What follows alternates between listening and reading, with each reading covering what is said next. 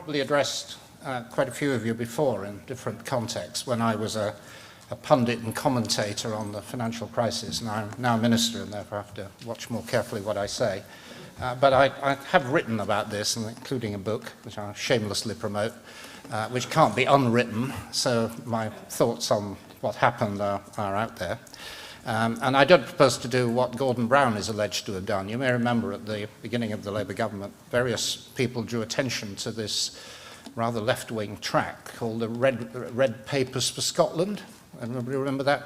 Which he wrote actually with me, and I think we were both slightly embarrassed about it, but there were rumours that various minions had been dispatched from the Treasury to buy up the remaining copies, so they couldn't find in the hands of the public and the journalists. Well, I'm not proposing to do that.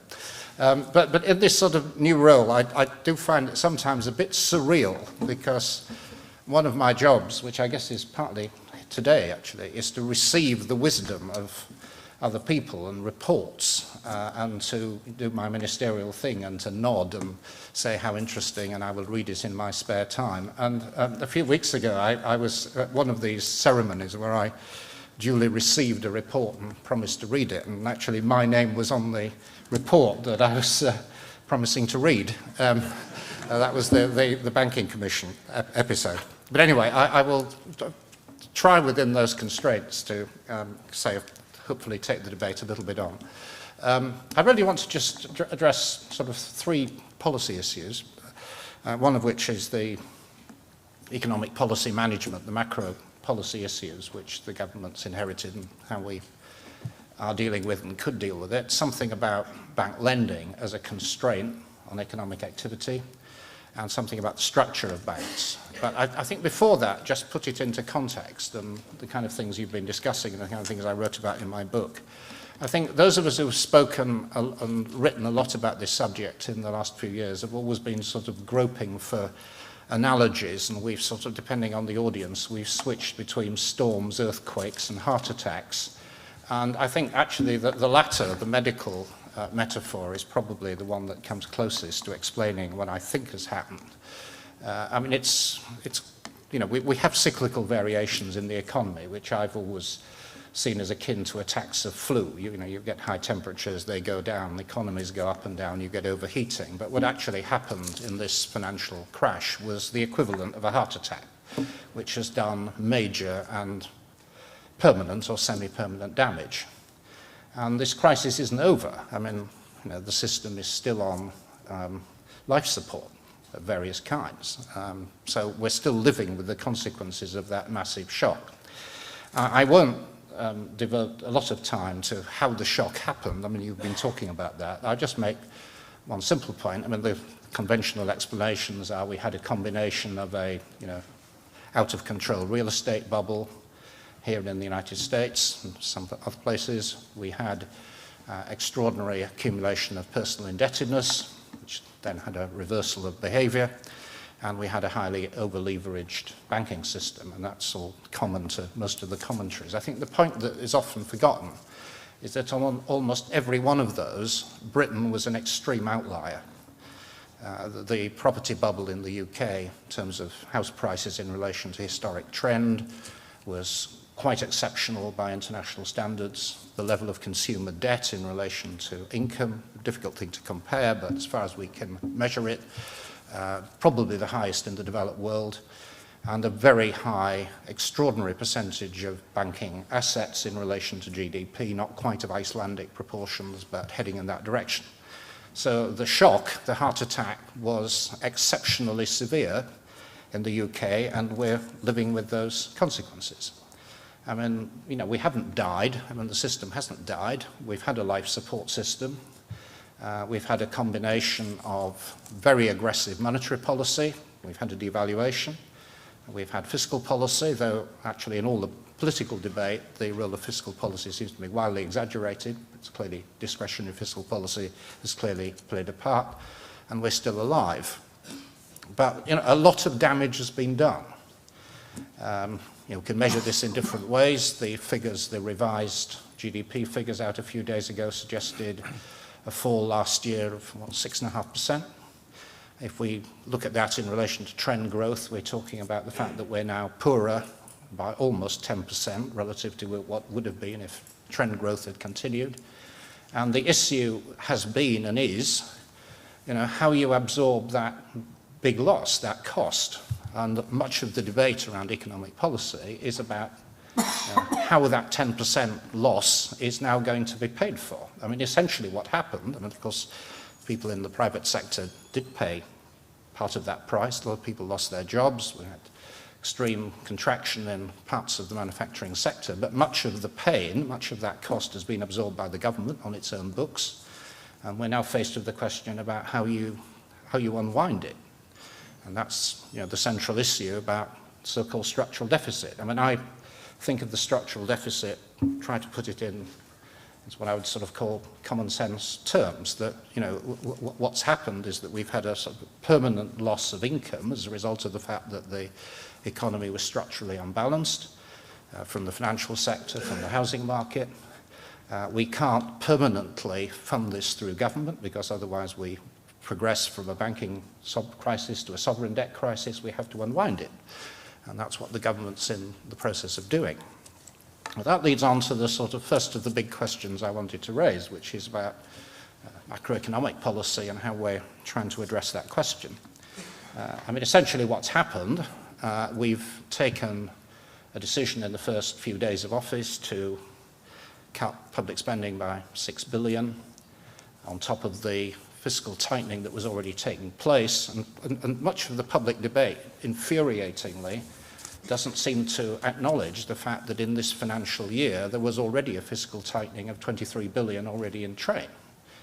We've added a fifth of the total fiscal tightening intended for this financial year. And the total amount's about just under 2% of GDP. And, we have in the political world almost sort of hysterics over this $6 billion, which is actually ludicrous when you put it in the context of the wider influences on economic policy and the fiscal tightening that was already taking place. We can argue about whether it should have happened or when it should have happened. I think it was right. We don't really know the counterfactual story about what would have happened if we hadn't acted. I think we are right in our judgment that if we hadn't acted, we may well have found ourselves subject to an attack on sovereign credibility of the country and what that then in turn means for the long-term cost of capital. We don't know the counterfactual story. We think we were right to take that move, even though in the context of this financial year it was quite a modest piece of fiscal tightening. But the question we now have, which is the subject of day-to-day commentary, is how do we progress from a commitment to eliminating this structural deficit over a rather shorter period of time than the last government envisaged. Haven't yet done it, but we've announced our intention of doing it. How do you progress from that set of difficult policies, extremely difficult policies, to economic growth? And not just economic growth. I think this is a point that's overlooked. We're not, no doubt you could contrive a set of policies that could reproduce a short-term burst of economic growth. Pumping in liquidity in the economy, you could create a new real estate boom. To some extent we have, but people do argue that that's what quantitative easing has achieved. We could achieve an artificial boomlet through high property prices.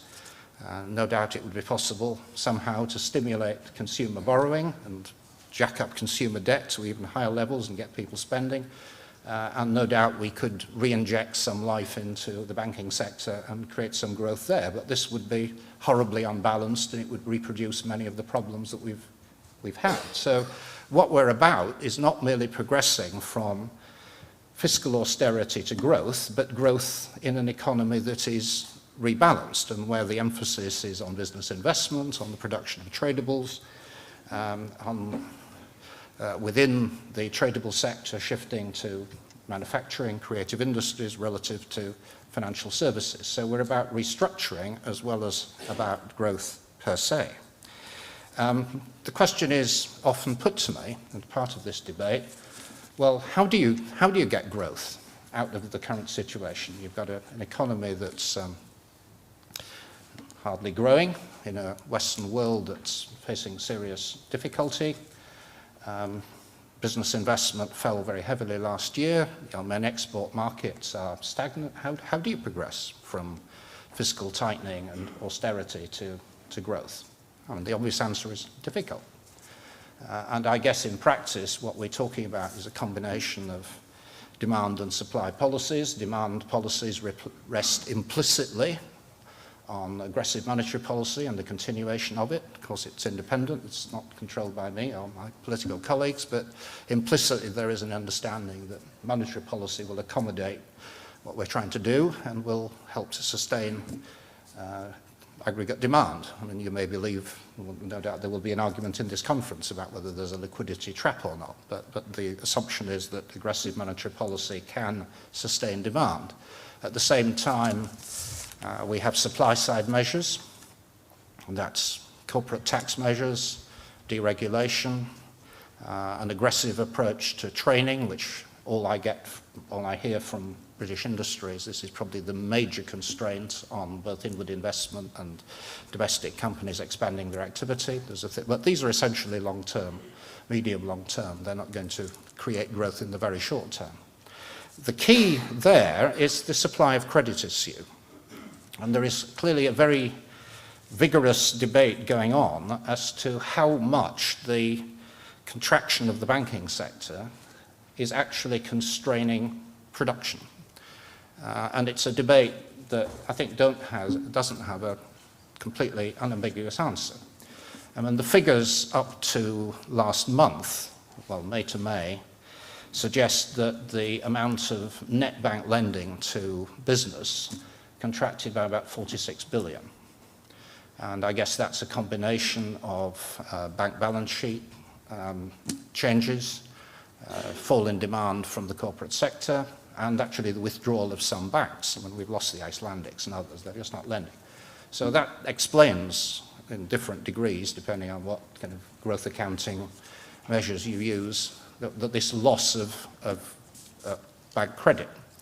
But on the other side, there is almost the same amount, 42 billion, has been raised by the corporate sector from capital markets. And I think the story is basically that most larger companies are not having problems raising capital. They're raising them from capital markets fairly easily. And that if we have a bank credit problem, it's very much within the small, medium-sized enterprise sector. And there's a similar debate going on in the United States. Ben Bernanke made some interesting comments about this a couple of days ago. That we have this sort of frustrating debate going on with the banks. It's a bit like one of these, pantomime routines where one's saying, oh, yes, you do, and oh, yes, you don't. Basically, the banks are telling us there isn't a problem. They're telling us that 80% of all their loan requests are approved, and that they're out there really working hard and trying to get lending going into the small, medium-sized sector. And on the other hand, if you go around and talk to the Federation of Small Businesses or the Institute of Directors or the CBI, they will tell you the exact opposite.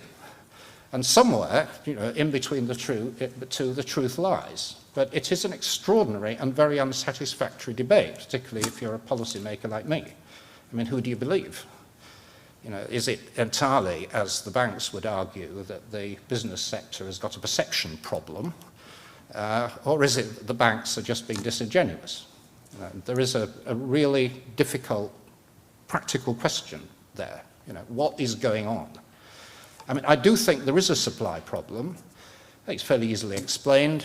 If banks are now adjusting their lending policies in terms of risk aversion, and clearly if you raise the hurdle, fewer people want to jump over it.